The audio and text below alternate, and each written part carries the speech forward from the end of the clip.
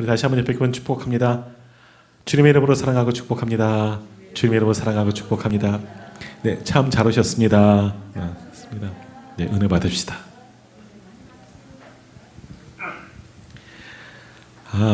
전 몇 주 만에 이제 금요 예배, 지난주도 물론 했긴 했지만 같이 또 찬양하고 하니까 이제 아직은 힘드네요. 목도 이게 막 이렇게 기침이 계속 나오고 하니까 이게 찬양하는 게 좀 많이 힘들다. 근데 기쁘다. 기쁘지 않습니까? 막 은혜가 넘치지 않습니까? 기도하고 났더니 이렇게 막 가득 채워지고 또 은혜인 것 같아요. 오늘 예배할 때 하나님께서 새 은혜를 반드시 우리에게 더하여 주실 줄 믿습니다. 코로나 시대 우리가 살아가죠. 이제 끝날 줄 알았는데 이제 3년 넘게, 3년이 아직 넘진 않았지만 3년째 계속해서 또 요즘에 또 많이 확산되고, 근데 뭐 코로나에 걸리기 전에는 사실 조금 두려웠잖아요. 아무것도 아니더라고요. 그죠?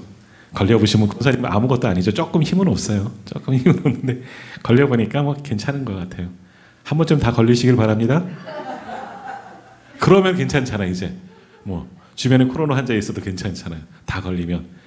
또 목사님이 코로나 걸리겠다, 또 시험 받고 집에 가서 야 목사가 어떻게 그럴 수가 있냐, 또 그러지 마시고. 자, 그렇다는 거예요. 아무튼 뭐 정말 저희도 걸렸으니까 정말 많이들 걸리시는 것 같아요. 그런데 아무튼 잘 이겨내시고, 안 걸리는 것도 은혜고 걸려도 뭐 괜찮으니까 그것도 은혜이고 쉬라고 주시는 거니까 아무튼 잘 이겨나가시길 바랍니다. 자, 한국교회 개신교 여론조사 하는 그런 기관에서 이 코로나19 시대 이후에 교회의 변화를, 교회에 어떤 변화가 일어날까, 뭐 이런 것들을 이제 조사를 하는 겁니다. 리서치 기관에서 이제 한 건데, 코로나 종식 이후에 교회가 어떻게 변화되어질까, 뭐 이런 일들을 많이 조사했습니다. 왜냐하면 어떻게 교회가 바뀌어지고 변화되어지고 그걸 어떻게 우리는 대처해 나갈까, 뭐 이런 거를 연구하기 위해서 기독교 기관에서 이거를 조사하는 겁니다. 자, 그래서 세 가지 1, 2, 3번이 뭐냐? 예배가 변화될 거라는 겁니다. 예배.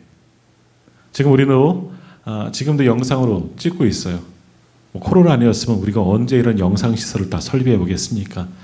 근데 이게 좋은 건지 나쁜 건지는 잘 모르겠지만 저는 좋지 않은 것 같아요. 한편으로는 온라인 예배가 앞으로 더 많아질 것이다. 지난번에 이승호 목사님과 오셨을 때 잠깐 얘기하는데 일본도 그렇다는 거예요. 일본도 코로나 때문에 목사님도 일본 교회 담임 목사님이시잖아요.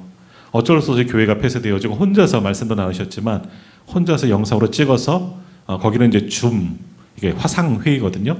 줌으로 실시간 중계하면서 예배를 드렸다. 며칠 동안 그렇게 했다는 거예요. 해보니까 이거 아닌 것 같아요. 목사님도 그러시더라고요. 근데 앞으로는 이러한 일들이 더 많아지게 될 거라는 겁니다. 긍정적인 면도 있어요. 어디서든지 어떠한 예배든지 우리가 쉽게 접할 수도 있고요. 그러다 보니까 좋아지는 것 중에 하나가 예배의 다양한 콘텐츠가 생겨나게 되는 거예요. 더욱이 이제 우리 교회학교에서는 어떤 일들이 있느냐? 사실 저도 기독교 교육을 전공했고 또 저희 선후배들이 총회 기독교 기관에서 많이 일을 하고 있습니다. 총회 교육부에도 제가 아는 분들이 또 후배들이 지금은 활동하고 있는데, 저도 기독교 교육과를 나왔지만 참 일 안 한다 그렇게 생각했어요. 저도 총회 교재 잘 안 썼어요. 교회학교 담당할 때에도. 왜냐하면 너무 형편이 없거든요. 다른 기관계, 다른 파이디온 이런 데서 나오는 게 어린이 전도협회 이런 게 훨씬 좋아요. 아니면 다른 교단 교재가 훨씬 좋아요. 그래서 우리 총회 교재들 보면 제가 아는 사람들의 이름이 다 써있더라고요. 이거 너무한 거 아니야? 어떻게 이렇게 책을 만드냐? 교재를 만드냐? 그랬었는데 이 코로나 시대, 비대면 시대, 온라인 예배가 되더니 이 사람들이 각성한 거예요. 예배를 드릴 수 없으니까 예배 드릴 수 있도록 많은 것을 만들어주고 있어요. 너무 좋아졌어요. 저도 제가 교회학교 설교하는데 좋아요.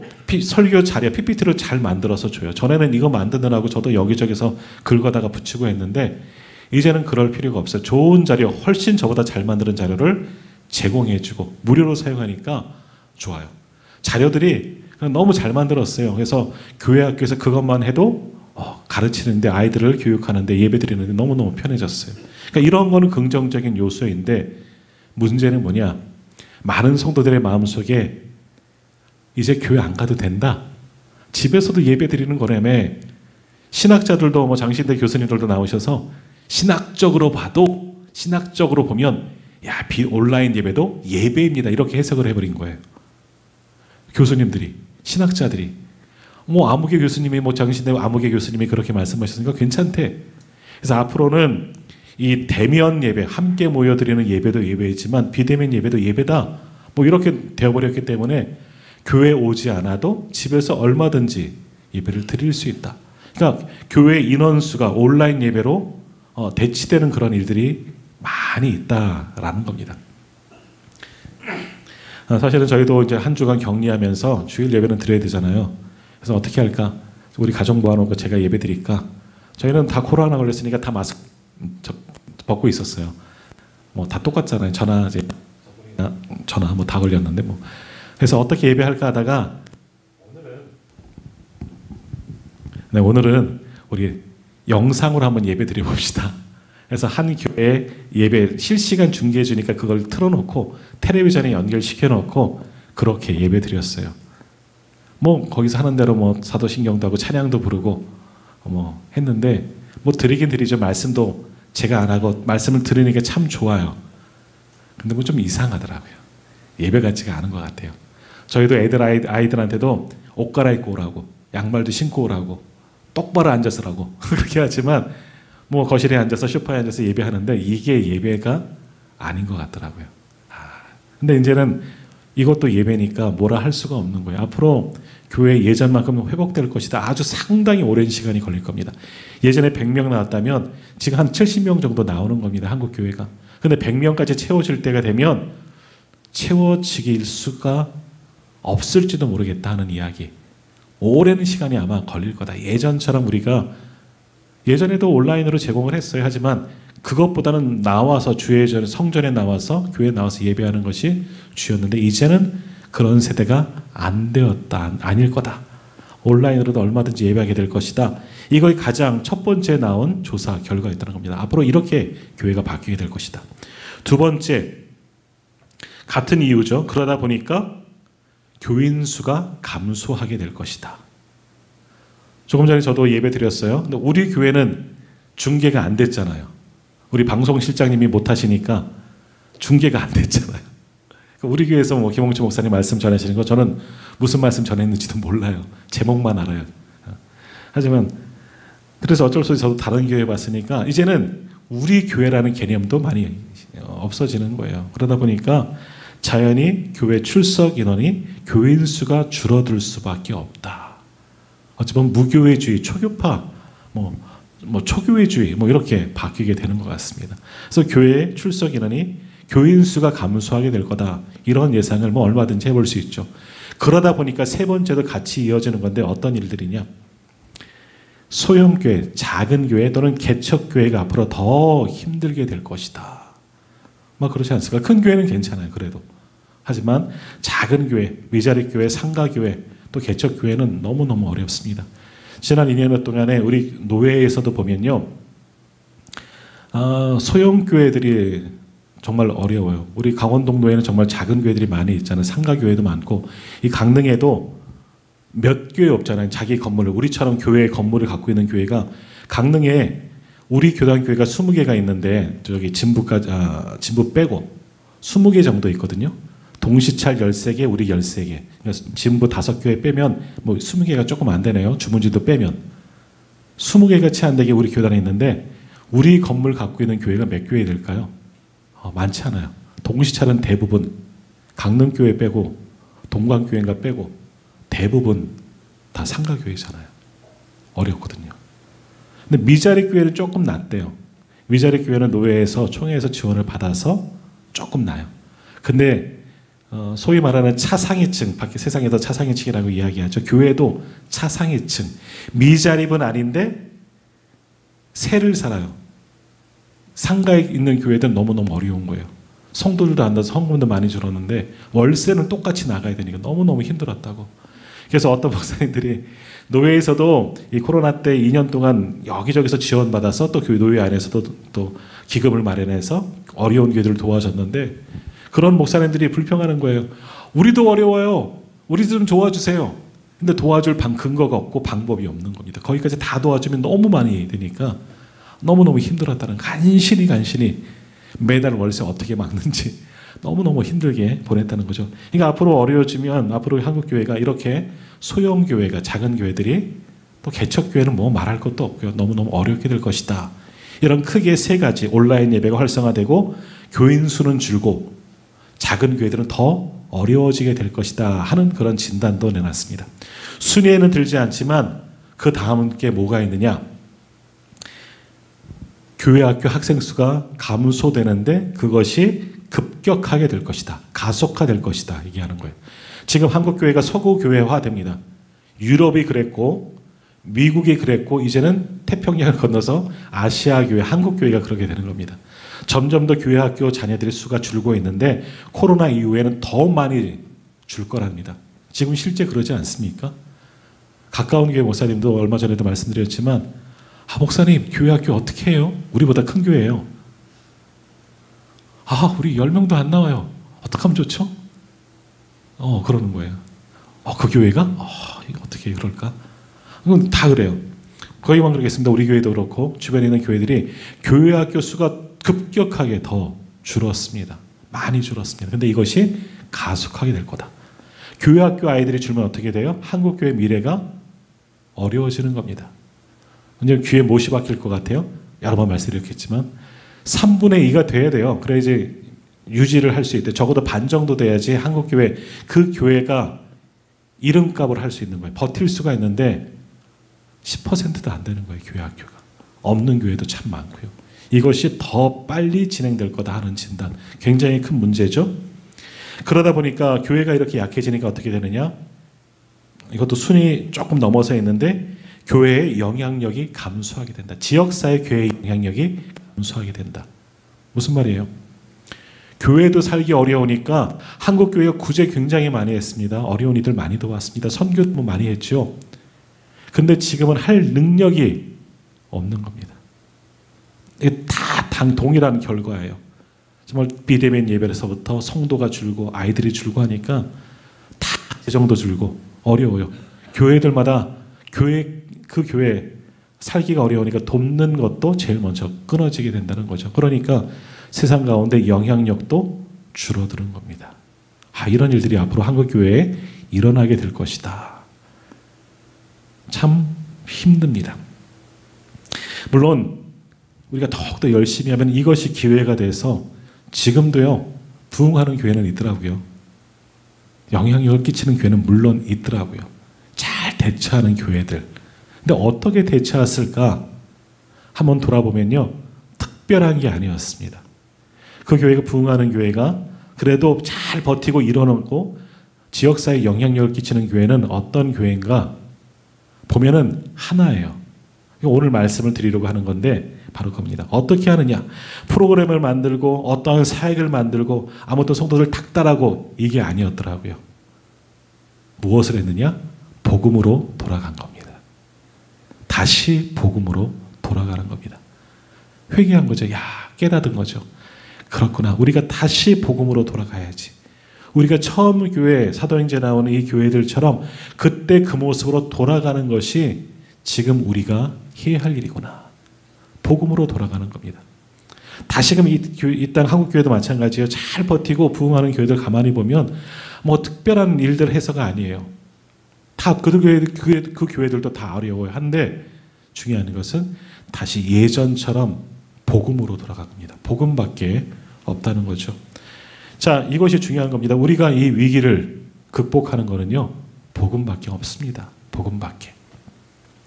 자, 그래서 이번 교회학교 총회에서 정해진 교회학교 우리 아동부가 중심이 되겠지만 총회 교육부 이번 여름상 교육학교 주제가 뭐죠? 선생님들? 저기 써 있는 건데 저게 다가 아니고 우리는 누구? 복음 라이더스예요. 네. 우리는 누구? 복음 라이더스라는 겁니다. 자, 이게 무슨 이야기일까요?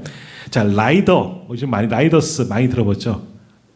이거 집에서 요즘에 잘 이용하시잖아요. 저희도 코로나 때 열심히 이용했어요.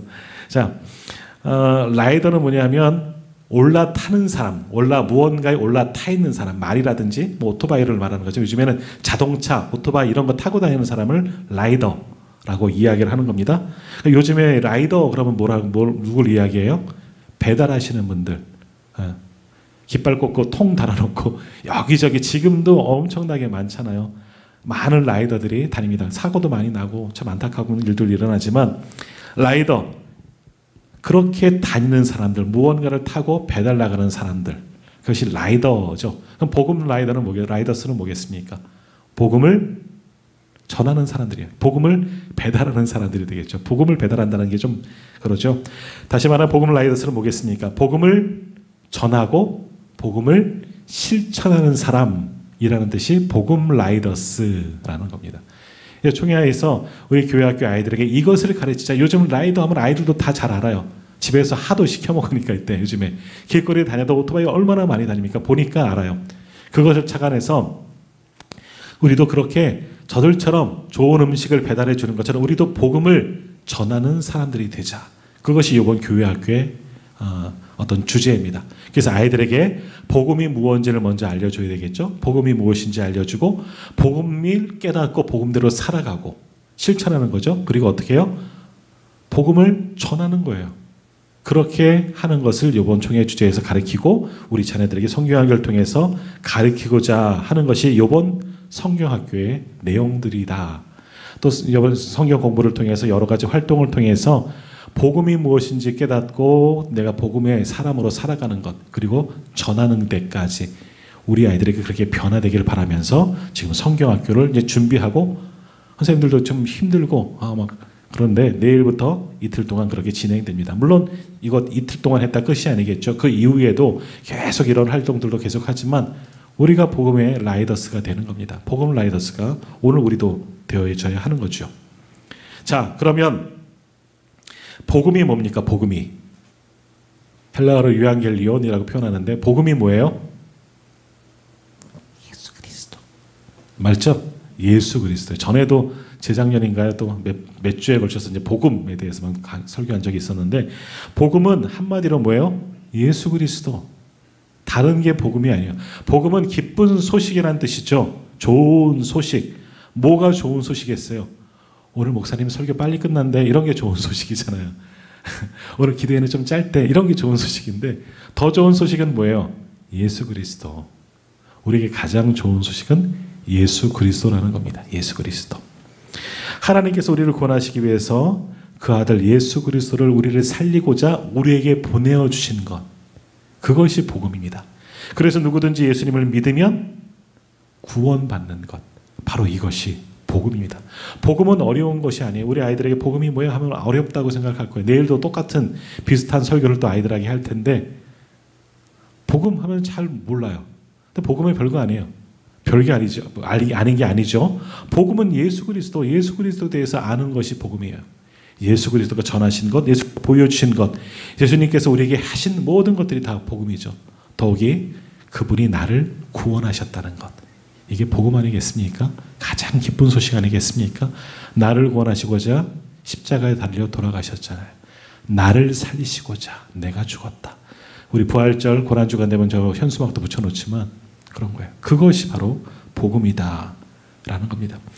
그 복음이 무엇인지 우리가 알아야 되는 거죠. 그렇구나. 복음은 예수 그리스도. 예수님이 나를 위해서 죽으시고 나를 살리시고자 이 땅에 오신 모든 것, 십자가 사건, 이것이 복음이구나. 그것을 내가 믿고 깨닫고 그런 주님께 감사하고 또 어떻게 하는 것?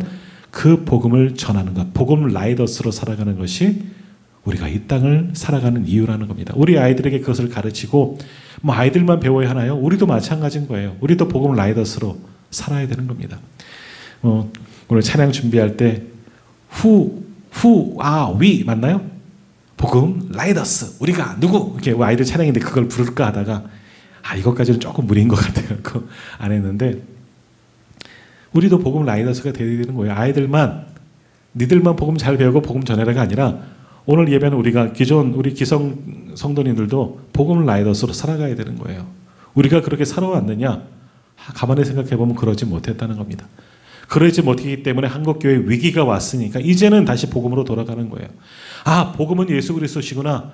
내가 복음을 붙잡고 복음을 믿고 살아야겠구나. 그리고 그 복음을 전하는 삶을 살아야 되겠구나. 아, 우리가 누구냐?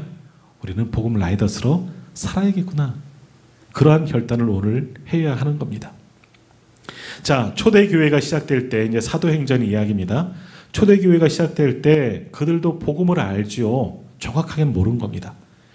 예수 그리스도께서 승천하시고서 이제 복음의 사명을 주셨는데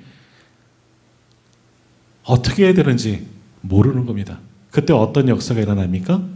성령이 그 가운데 임재하셨죠. 오순절 성령 사건이 일어나게 됩니다. 성령이 주셔서 지혜로울 주시고 깨닫게 하시니까 복음이 이거였구나. 예수님이 복음이셨구나. 그제서야 깨닫고 복음으로 충만하게 되죠.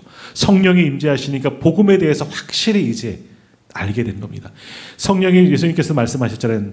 나중에 오실 보혜사가 오시면 내가 너에게 전한 모든 것을 기억나게 하리라. 오순절 성령 사건을 통해서 제자들이 그제서야 그렇구나. 그랬구나. 이것이 복음이었구나. 주님이 말씀하신 복음이 이거였구나. 그제서 깨닫고 어떻게 했어요?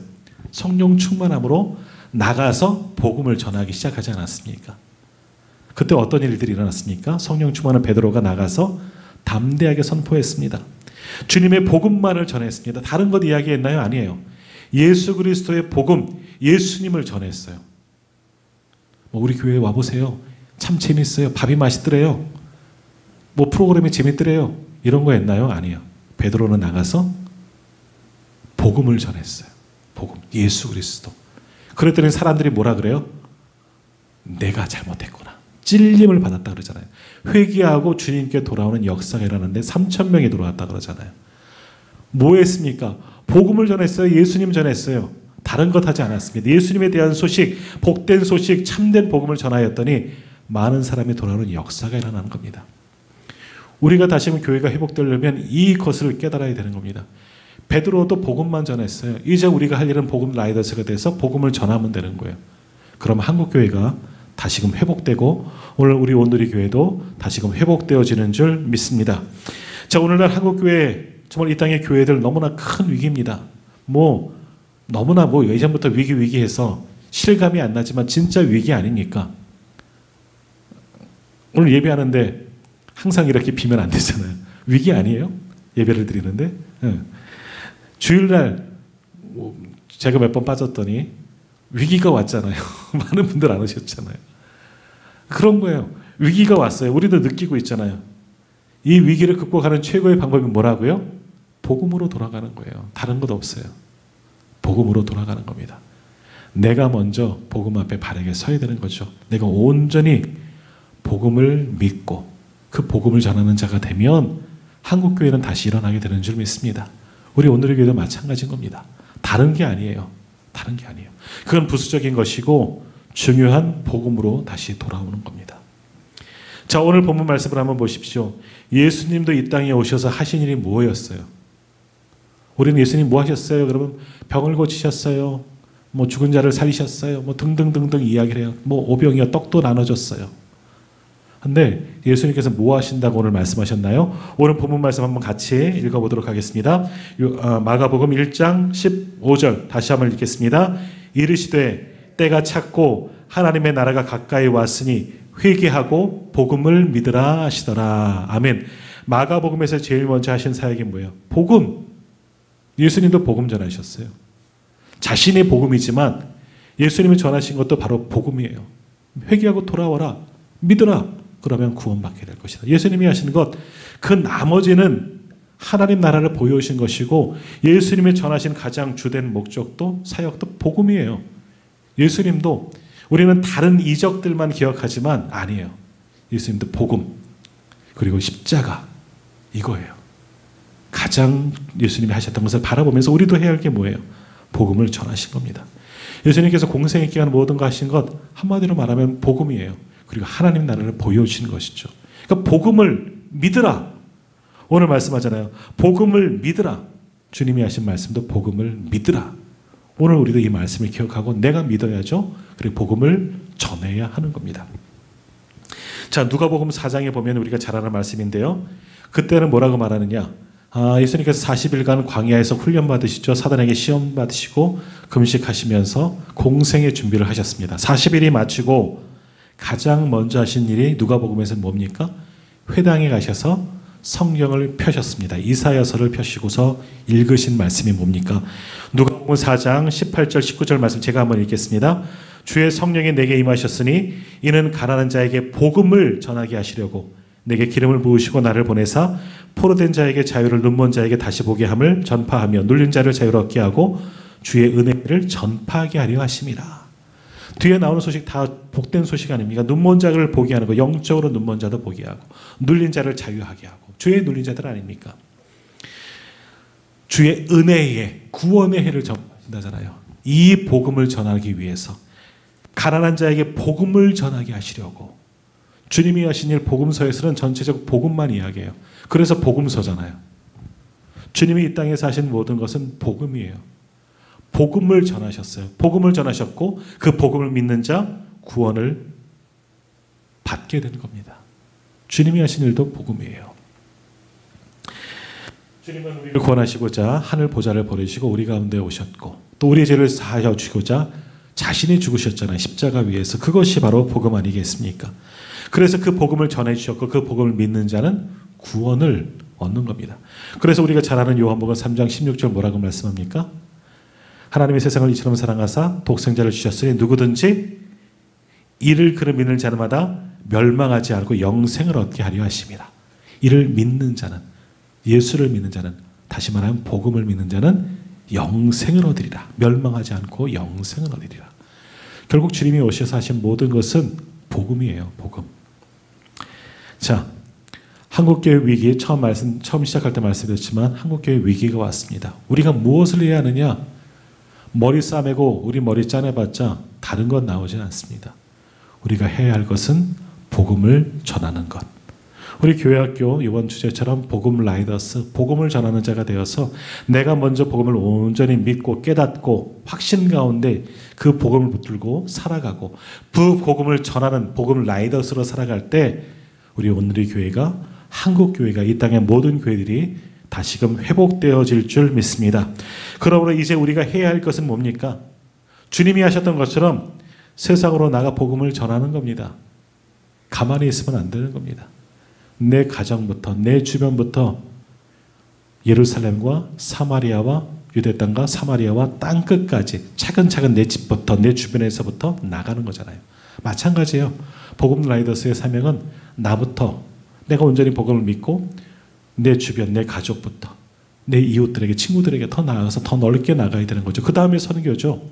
나도 온전히 복음을 알지 못하는 선교부터 한다고요? 못해요, 그런 거는요. 그러니까 우리가 복음을 믿고 복음을 전하는 자로 우리가 살아가야 하는 겁니다.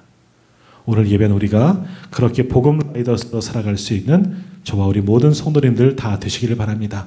이제 내일부터 이틀 동안 우리 아이들에게도 복음 라이더스에 대해서 가르칠 겁니다. 그들을 복음 라이더스로 만드는 겁니다. 이 일에도 우리가 함께 기도하셔서 우리의 자녀들이 복음을 잘 받아들이고 믿고 주님의 복음을 실천하고 전하는 자로 성장할 수 있도록 또한 우리 자녀들을 위해서 내일부터 시작되어지는 교회학교, 여름 성경학교를 위해서 함께 중보할 수 있는 우리 성도님들 되시기를 바랍니다. 우리 자녀들이 복음을 잘 받아들이고 역사가 일어나면요, 우리 교회도 희망이 있는 겁니다. 다음 세대에 희망이 있는 겁니다. 그러나 우리 아이들이 복음을 받아들이지 못하고 복음을 받아들일 아이조차도 없다면 그것은 정말 심각한 일이죠. 복음만이 살 길인 줄 믿습니다.